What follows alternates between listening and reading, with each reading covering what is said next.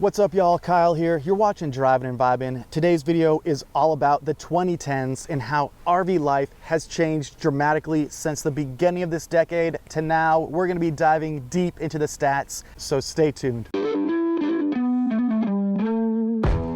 Welcome back to the channel, y'all, and thank you so much for joining me here today.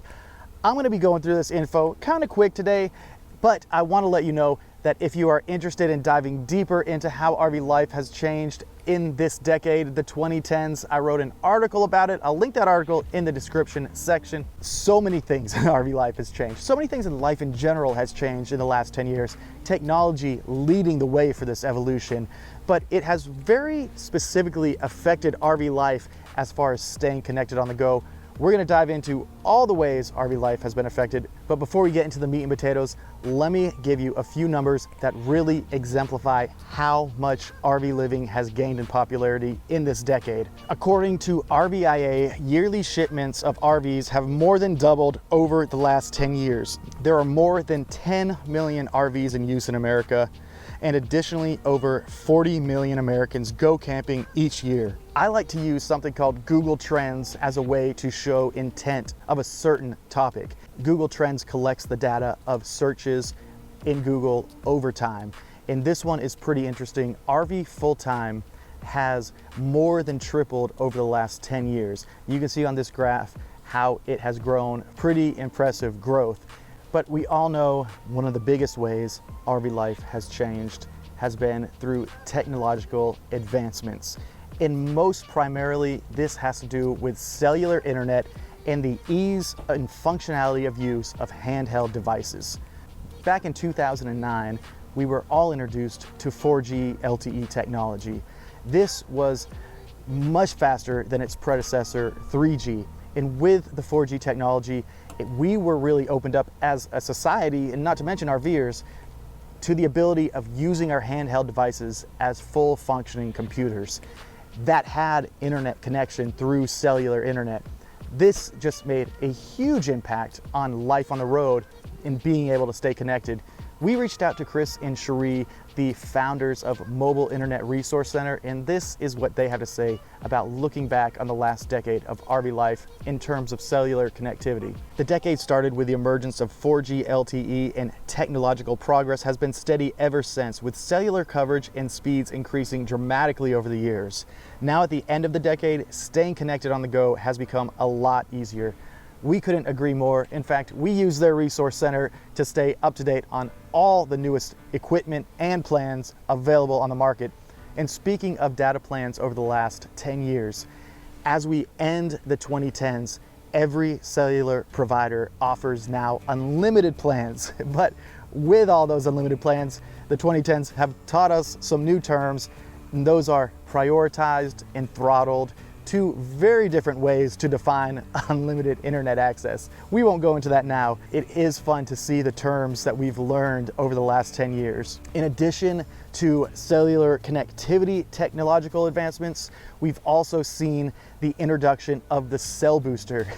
Back in 2010, I don't think any RVer had a cell booster on their RV. And this isn't because the technology wasn't being developed, but it's more so because the technology was being sold to truck drivers as they drove across the country. But quickly, the companies that create these cell boosters realized that RVers are going to be a huge part of their business. So we began as RVers to see these marketed to us, and were able to take full advantage.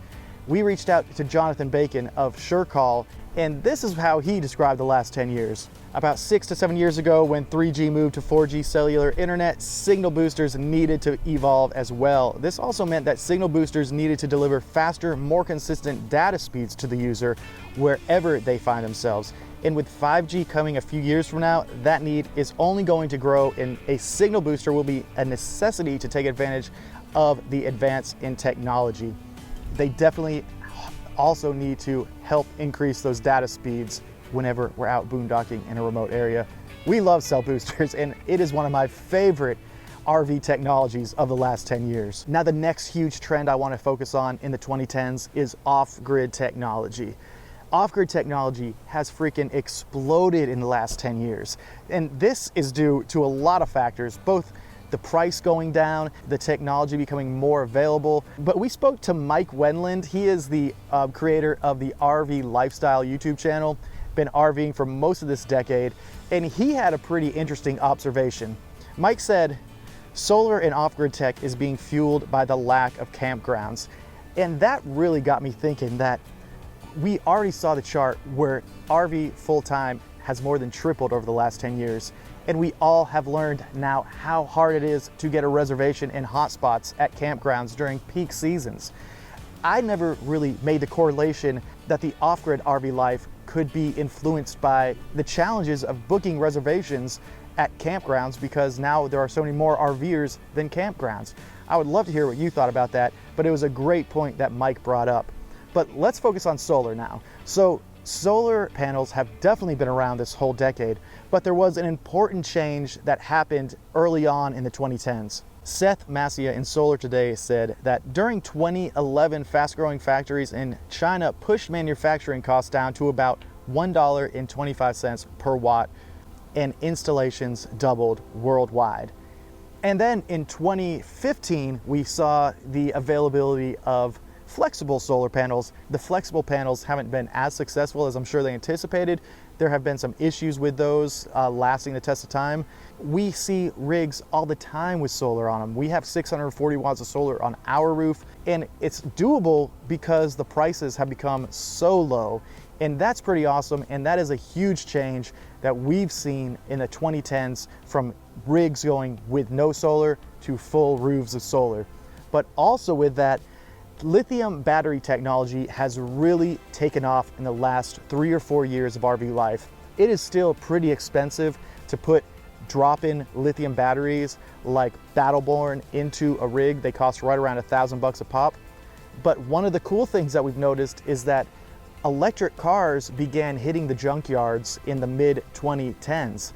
And the innovative RVer, like our friends Morton on the Move, would go to these junkyards, purchase the batteries off these now non-used electric vehicles, and implement those into their RV solar system. And that is a more affordable way to do it these days. But you know, that definitely comes with its own set of challenges. No matter which way we go about it, lithium battery technology is going down in price, and that is awesome. Not only is it going down in price, but these batteries have huge warranties on them, all the way from lifetime warranties to 10-year warranties. So this is a big change we're seeing in batteries, and I think over the next 10 years, we're only gonna go further down this progress as far as extremely powerful batteries that cost less and less. Pretty awesome. Let us know in the comments if you use lithium batteries. Let's move on to gas prices. So gas prices in the 2010s were relatively consistent. Here is the chart of what gas looked like this decade, with the average price overall yearly being $2.82. 2006 saw the cheapest average gas price at $2.06. That's real nice. But you know, we still are on a pretty low average as far as what it costs per gallon. I think this year we'll end somewhere around the 220s or 230s for average price of gas, and that's pretty awesome still. For those RVers who started RVing mid-decade, we, like us, we definitely got to experience the cheapest gas prices of the decade. I'm not complaining about that. Overall though, gas has been pretty consistent. Next up, as far as the changes this decade, is remote work. So in the early 2010s, less than 3% of the working population was classified as remote work or working from home. Now, those numbers haven't increased drastically. It's up to about 5.5 or 6% now that work from home or work remotely. But the really optimistic thing about this is that over 40% of employers now say that they are open to hiring remote workers. In the studies, they've proven that remote workers have the potential to be more productive and stay with the company for a longer amount of time. But now I save the best for the last. And this is how RV resources, as far as learning how to do it and resources as you're doing it, have freaking exploded since 2010. Back in like 2011, I think we can all remember the popular phrase, "There's an app for that." There's an app, there's an app, there's an app for that! So the iPhone kind of originated that phrase by, we thought there was an app for everything.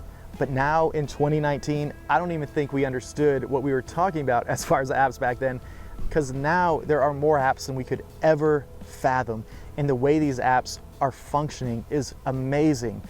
Take an app like Waze, for example, that uses real-time user-generated data to give us the best directions or most quick directions from point A to point B.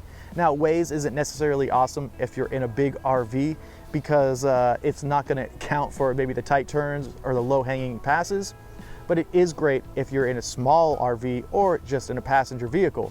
Apps like Allstays that point us in the direction for overnight camping, for dump stations, RV parks, Gas Buddy with, again, user-generated real-time data showing us the cheapest gas prices in an area. All Trails has all the best hikes that you can find, and it will use your location to show you the nearest ones. Campendium, obviously, an online tool we've been using for a long time that now has an app.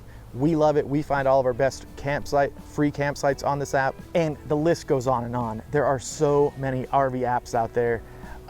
It's amazing that from the time this decade started to now, how much we rely on apps, how quickly we can get information and accurate information. It is a very awesome technology to be able to use. Now for the real fun, RV YouTube channels.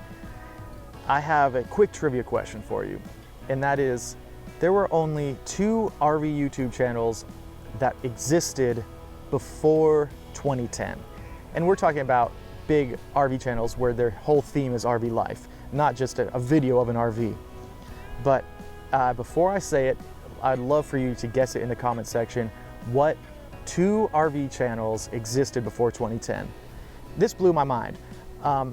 The first one is Long Long Honeymoon. They were the very first to market. They are the first RV YouTube channel ever. What an awesome title to have. They're still putting out awesome content. Definitely subscribe to their channel.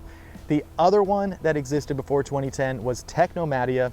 Technomadia was our #1 resource whenever we were trying to find information the year before we hit the road. They have a place close to our hearts as far as learning how to be RVers. This decade has brought us so many RV YouTube channels. This is just a graph showing some of the major ones throughout the years. By no means is it a complete graph, but I just want to show you kind of the progression of different channels from 2010 to 2020 that have popped up in the timeline in which they created their first video.